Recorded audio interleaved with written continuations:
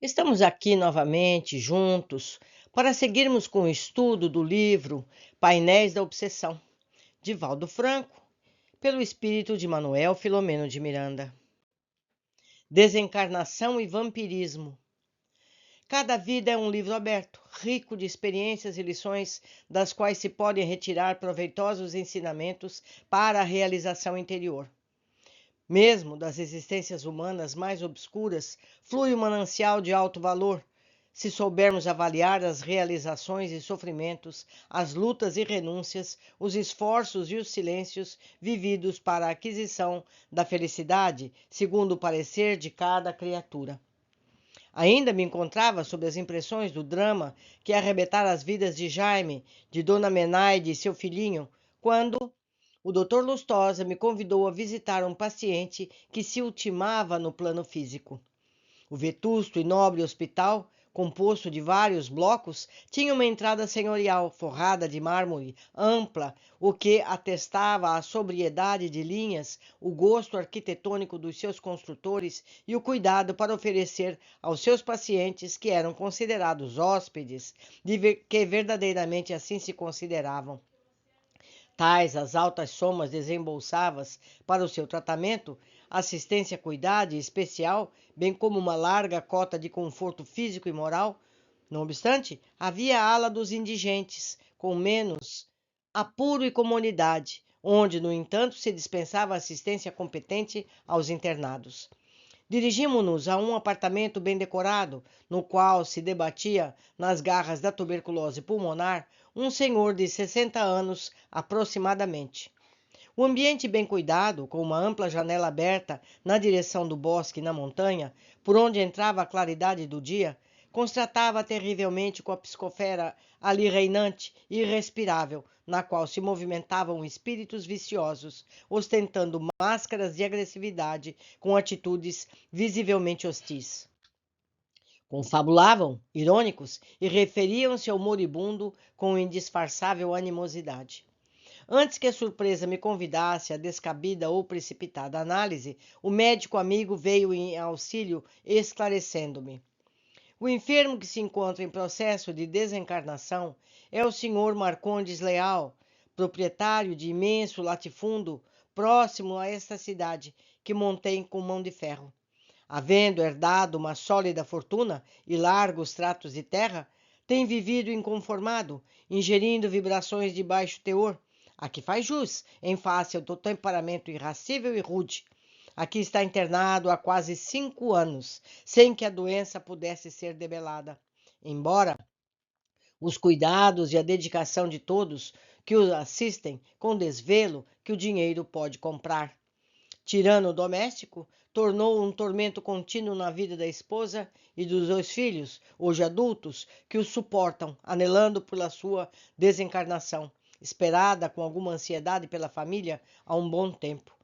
Desnecessário dizer que o nosso Marcondes identifica a indiferença dos seus, reagindo com cólera e mortificando-se por não poder descarregar, como revide, a peçonha do inconformismo sobre aqueles que lhe padecem a injunção familiar.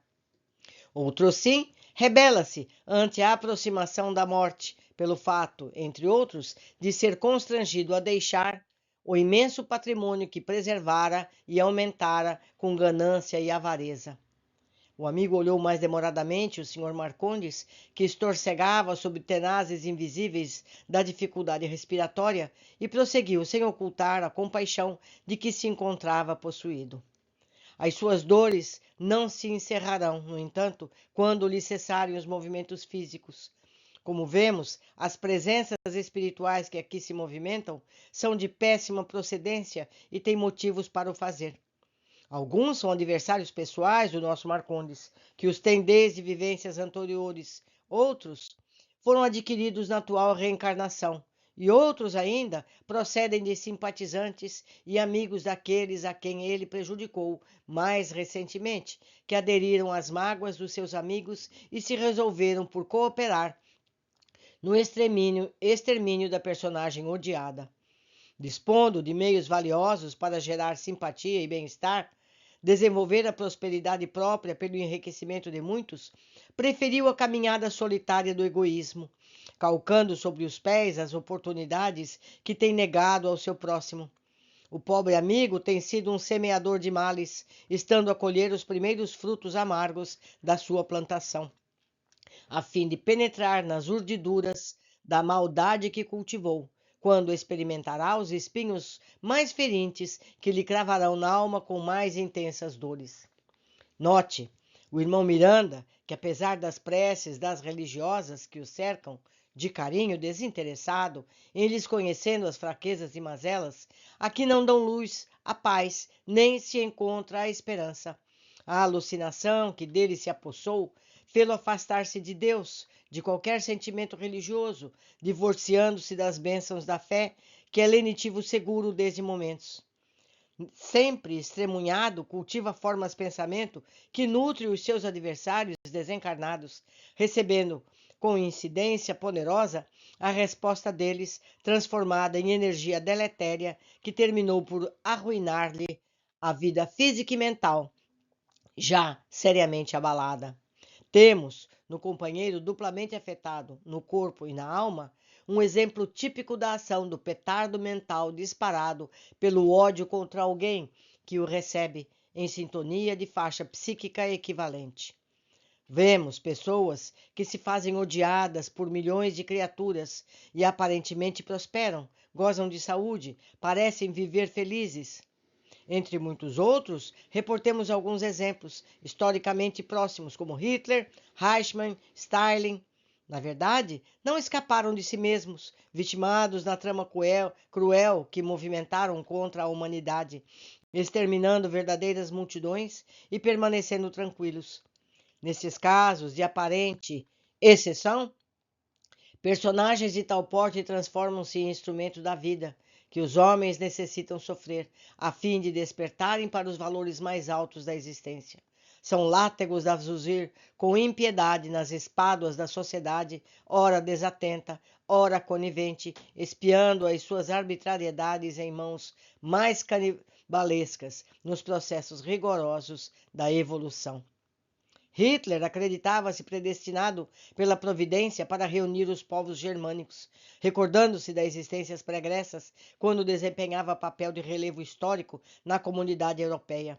E quantos males se permitia ou autorizava praticar, supunha-se sob divino desígnio para produzi-lo, enlouquecido de soberba e maldade.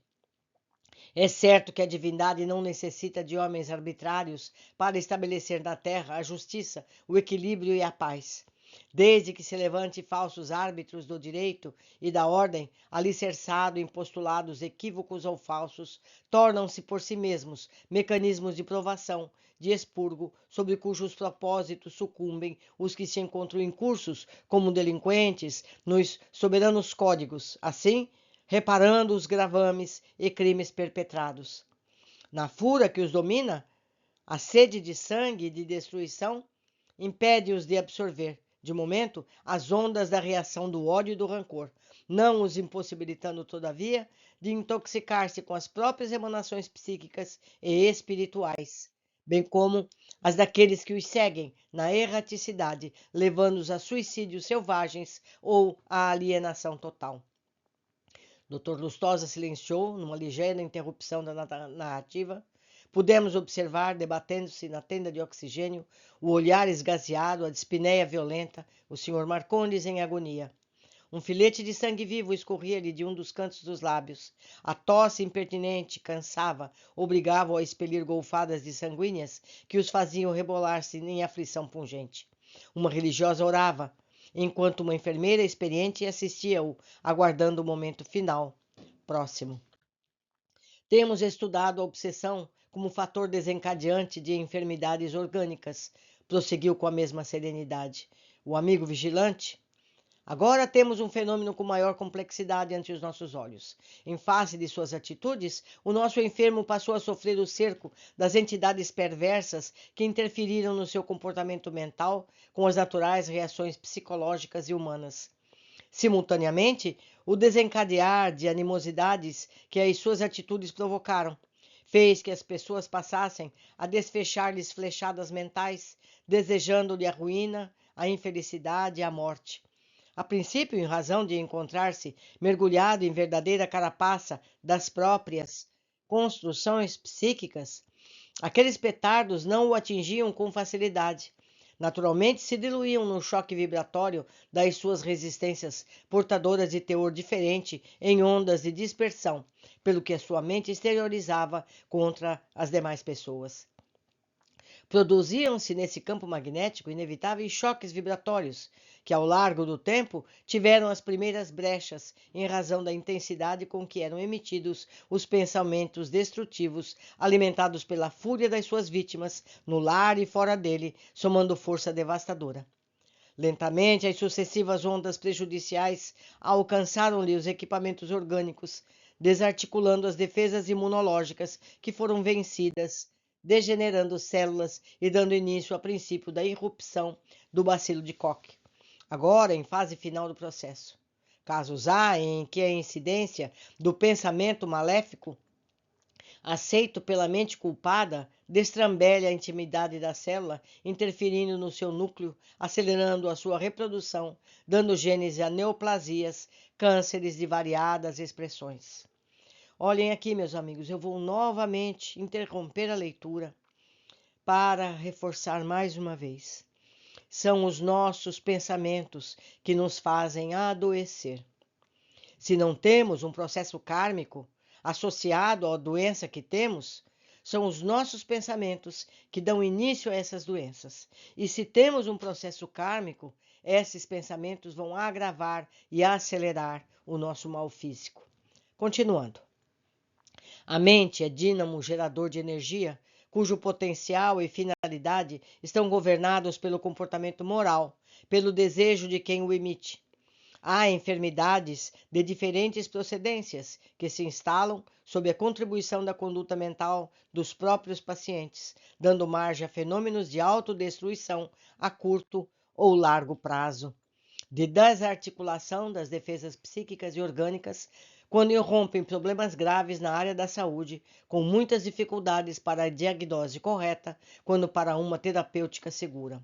O ser humano é intrinsecamente o que pensa, sendo este seu mecanismo mental o resultado das suas experiências pregressas noutras reencarnações, o que motiva as fixações, as preferências, os ideais sustentados.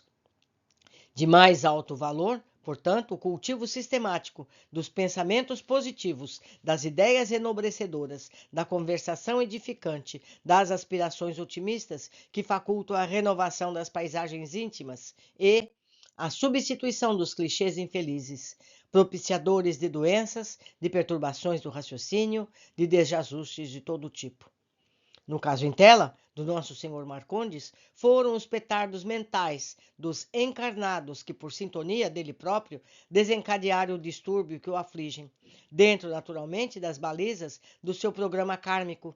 Infelizmente, nada podemos movimentar em seu favor, neste momento, porque ele se encontra muito vinculado a outra área de interesses, sintonizado com aqueles que lhe compartem, do nosso lado, a economia emocional, moral e espiritual. Aqui nos encontramos na condição de observadores e aprendizes, esperando, no futuro, poder ministrar-lhe alguma assistência, apesar de sabermos que ele não se encontra fora do divino amparo, experimentando as ações-reações de que tem preferido, cultivado e distribuído. Como ninguém foge de si mesmo, por mais estranha e dispersa seja a sementeira, a colheita se fará compulsoriamente, no mesmo campo e mediante os mesmos elementos espalhados. Agora, oremos e aguardemos. Recolhi minha prece intercessória, fraternal, apiedado do irmão tristemente equivocado, para quem os valores transitórios eram mais importantes do que os bens imperecíveis do sentimento, da vida espiritual, do bem. Não me sentia, como não me encontro, em condição de censurar o comportamento enganoso do moribundo. Em razão de poder aquilatar os próprios erros, o quanto me cumpre ainda avançar pela trilha do dever que me aguarda. Compungia-me ver o desfecho infeliz de uma existência física, que fora aquinhoada com recursos inestimáveis para o sucesso sobre as dificuldades, a vitória do espírito sobre as injunções do corpo e do mundo. A reflexão levou-me à emoção sincera, porquanto a cena da desencarnação ali era confrangedora. Não havia o concurso dos técnicos em libertação, tendo o enfermo tombado no automatismo dos fenômenos biológicos, demorados, que se arrastam até o total desgaste dos fluidos e forças vitais, perdendo o espírito à matéria por largo tempo após a chamada morte orgânica, quando o cadáver entra em decomposição. À medida que os minutos passavam, o agonizante dava mostras de maior sofrimento, estertorando e emitindo pensamentos de mal, contida ira sobre todos e tudo. O suor abundante, o colapso periférico, com o entorpecimento e o arroxear das extremidades do corpo, denotavam a vitória da morte sobre a matéria, que não mais podia lutar, enquanto o espírito permanecia lúcido na destrambelhada usina mental, agarrando-se aos despojos que se lhe negavam ao comando. Neste comenos, ouvi um dos mais terríveis obsessores presentes que já o afligia, tentando desgarrá-lo do corpo, informar digitado ao companheiro. Já não demora. Em menos de 10 minutos tudo estará acabado. Vá buscar os sugadores. Fiquei perplexo ante a ordem inusitada. Mentalmente, o Dr. Lustrosa sugeriu-me calma, silêncio e oração. De súbito, irromperam na câmara onde a morte triunfava 4 entidades de aparência lupina, ou seja, aparência de lobo, atadas com cordas, como se fossem cães, embora mantivessem alguns sinais humanoides que emitiam constritadores uivos e o movimentavam, inquietas, nas mãos vigorosas que lhe sustentavam as correias presas aos pescoços. Denotavam sentir o que acontecia, tal agitação do que davam mostras. O desencarnante percebeu chegar a hora e, aterrado sob a asfixia cada vez mais constritora, debateu-se, tentou gritar, mas a tosse rouca o venceu com brutal hemoptise, impedindo a respiração, vitimando-o em definitivo. O vigilante perseguidor, com terrível rito na face macilenta, ordenou: soltem os animais. Vimos as entidades sinistras arrojarem-se sobre o defunto e, numa cena perturbadora, profundamente asquerosa, sugar as energias da pasta sanguínea como do cadáver, retirando sob absorção bucal os fluidos empestados que eram eliminados. Após o delírio, a tortura que o espírito experimentou, atônito, sem entender o que realmente acontecia, arquejante sobre a mesma dificuldade respiratória que o enlouquecia de dor e angústia, ouviu-se chamado nominalmente pela voz apavorante do inclemente inimigo, que lhe dizia: Marcondes, não há tempo para repouso desnecessário. Você sempre dizia aos empregados e familiares que é necessário estar desperto, agir. Acorde, não malbarate os minutos, a morte não dá repouso, prossegue a vida conforme cada qual a usa. Chegou a sua vez, miserável. Simultaneamente, passou a desenredar o falecido dos seus despojos, usando a violência, o que produzia no espírito lacinantes dores que extravasava a gritos confrangedores, recebidos com gargalhadas e zombaria por parte dos assistentes igualmente insensíveis e odientos. Os sugadores locupletavam-se sobre os restos mortais, como se fossem chacais famintos, disputando animais abandonados pelos que houvessem destruído. Pareciam embriagar-se na volúpia com que se atiravam e roubavam as últimas energias do corpo em cadaverização. Tudo isso, meus amigos, se passa no corpo espiritual, não no corpo físico. Acho que vocês perceberam isso. O corpo físico está lá, como todos os outros, falecido. Continuando.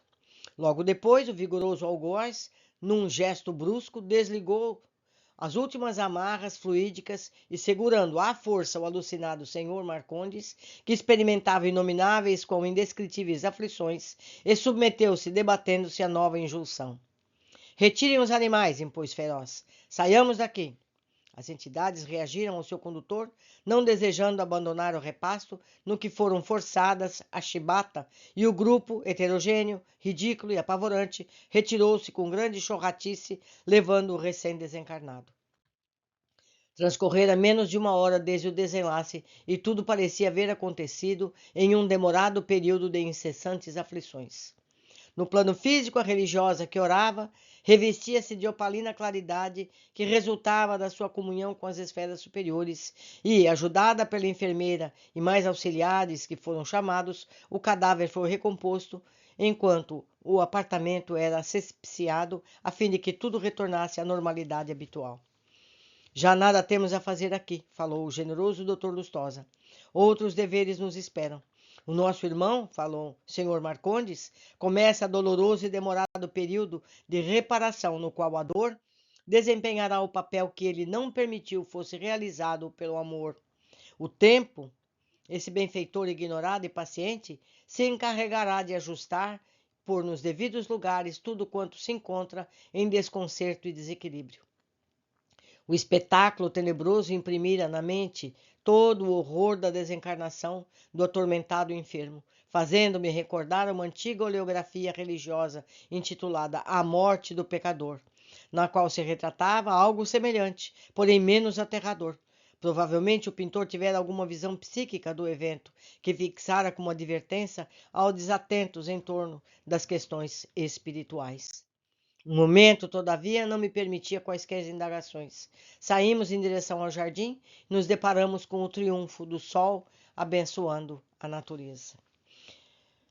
Meus amigos, nós morremos conforme vivemos.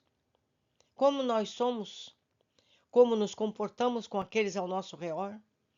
É com amor, com fraternidade? Ou somos egoístas, brutos? Hein? Como somos? Precisamos pensar mais nisso, porque a vida é uma só. A morte não existe. O que morre é o corpo físico, o nosso espírito permanece. Vida após vida, aprendendo sempre e seguindo para a angelitude. Cabe a cada um de nós acelerar ou retardar essa evolução. Por hoje ficamos aqui, aguardo todos para a sequência dos nossos estudos. Abraços.